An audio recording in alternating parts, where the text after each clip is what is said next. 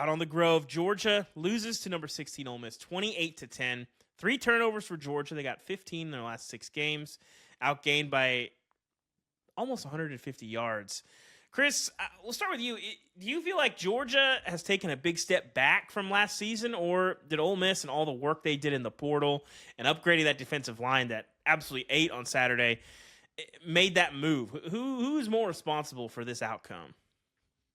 I think it's both, but it very much is both. Yes, Ole Miss is better, but Georgia has so clearly taken a step back for a number of reasons. They only averaged 1.8 yards per carry against Ole Miss. Now, I know the offensive line is a bit banged up. Carson Beck doesn't have the same weapons he had before. He had 2 turnovers. Debatable if they're his fault or not. One was a tipped interception. The other was a sack fumble. But this Georgia team just got mauled in the trenches in a way that I did not expect. I said coming in, I kept picturing that Georgia defensive front against Texas. And one drive into this game, they get to Jackson Dart, they sack him, he's hurt, he goes to the locker room, Georgia's up 7-0, and I'm thinking, here we go again. We're going to have another Georgia rout in a big game. And instead, Ole Miss recovers, drives down for a touchdown with Austin Simmons the backup. Jackson Dart comes in, and from then on out, it was Ole Miss the rest of the way. Georgia's only touchdown came on that short drive. Like, Ole Miss dominated this game. But if you're Georgia, I think there are some big questions here across the board. You're clearly not what you were those last several years. But to Ole Miss's credit, they are better. And Damien, yes, you called this. I was going to say, didn't I tell you, Chris? You did. you get the floor here because you saw this coming.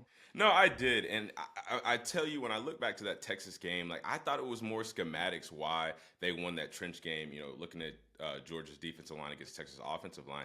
I've never thought this season that they have that dominant Georgia pass rush, that dominant defensive line that they're used to having. And I knew once a team could figure it out, how to stop them, how to scheme them up, a quarterback that could navigate the pocket and still get the ball down the field, which AKA is Mr. Jackson Dart. I knew they were going to have trouble. And Chris, you're 100% right. Like, Georgia didn't lose this game. Ole Miss absolutely obliterated them from that point where after that first drive on, like, Georgia had no answers. And I was kind of surprised at the way the game went because I would have thought that Jackson Dart would have had to throw for at least 350 and maybe 3 or 4 touchdowns because I thought, again, Georgia is going to lose this game, but they are going to make it competitive. I didn't expect a dominant performance like this. And again, we've got the Carson Beck turnovers, which, I mean, I know we want to talk about, are they his fault? Are they not?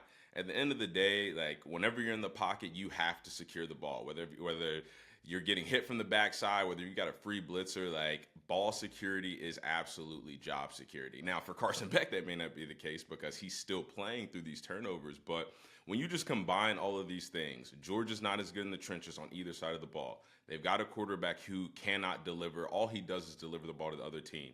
Chris mentioned they only averaged 1.8 yards per carry. Their longest rush yesterday was 8 yards. And their secondary obviously isn't very good. We've been talking about that all day. I mean, it's almost impossible not to see this coming because this Ole Miss team has been improving week in and week out. I think we wrote them off a little early, but I told you guys, Lane Kiffin was going to have a plan. He was going to figure this out. And I was just glad I was right because I knew I wasn't crazy. I knew I wasn't out of my mind.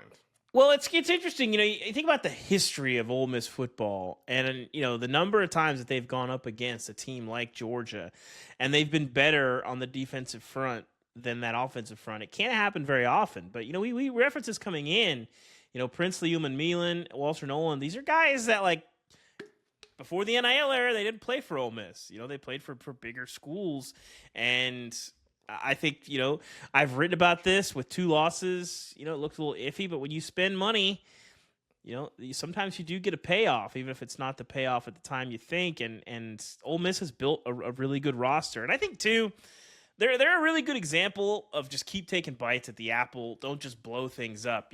I've written a couple years ago when Jim Harbaugh was on his revenge tour, when they got to the playoff the first time, I kind of wrote about the history of programs that fire good coaches to find great ones. And that's not to say Ole Miss was going to fire Lane Kiffin, but if you just keep fielding good teams and good rosters, you're going to break through eventually. Like, I know that there's some guys perform better in big games than others, but if you just keep having talented teams, things have a way of evening out. And that's kind of where Ole Miss is. Their team has been really, really good under Lane Kiffin. They've had good rosters. They've had good quarterback play. They've had good skill position play. And they've been kind of knocking on the door, but haven't quite been able to get there. And the 12-team playoff is, Ole Miss is one of those teams that this changes things for them. So, that's good news for James Franklin. I know that. There's still some ways to go for Ole Miss if they miss the playoff. But even if that happens, this is a win that, that you can fundraise off of and keep building your roster. Yeah. They should be in. Believe that big things are possible. They should be in now. Like, I have Ole Miss up to number 9. In my they will be, but now. Chris, they got games to play. Yeah, but they play Florida and Mississippi State. Like, that's all they have left. Exactly, Chris. Yes. So I mean, look, if you lose to a bad Florida team on a third-string quarterback and Mississippi State is one of the worst teams in the Power 5, sure. But Ole Miss, this is what the money was for. This is what you paid that $10 million plus to bring those players in. Ole Miss had guys on the line, the defensive line, that they have not had since Hugh Freeze was there. Like, this is the first time that Ole Miss could go face Georgia with an equal level of talent, essentially. And if you give Lane Kiffin an equal level of talent going up against those big teams, he'll win those games and do a good job of that. That was the problem. He was always behind in talent. And on the flip side, if you're Georgia, remember, Kirby Smart had that really long streak of not losing to anybody who wasn't Alabama. And the thought process was, well, Alabama had equal or better talent. Kirby Smart can beat the teams that have less talent. Well, if Ole Miss has the same amount of talent and now you're kind of getting spanked on the road here, like, that is a little concerning in terms of Georgia trying to get back to what it was. But Ole Miss now is, I wouldn't say driver's seat, but they're in a really, really good spot right now to make the playoff.